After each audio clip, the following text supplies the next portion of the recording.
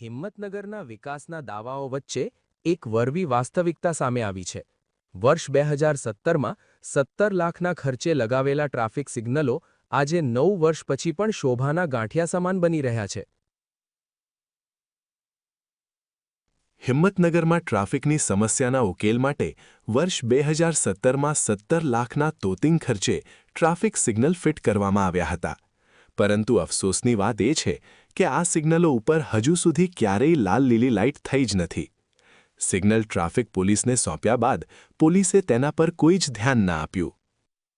જે ઠરાવ કરવામાં આવ્યો જૂના ટ્રાફિક સિગ્નલોના આશરે 27 લાખ રૂપિયા જે પાણીમાં ગયા છે એની જવાબદારી ચોક્કસથી ભારતીય જનતા પાર્ટીના જે કોર્પોરેટર છે શાસક પક્ષની થાય છે. ભીંસમાં મુકાયેલા તંત્રએ દાવો કર્યો છે કે નવી ગ્રાન્ટ પાસ કરાવીને સિગ્નલની મરામત કરાશે અને નવા 4 સિગ્નલ ફિટ કરાશે.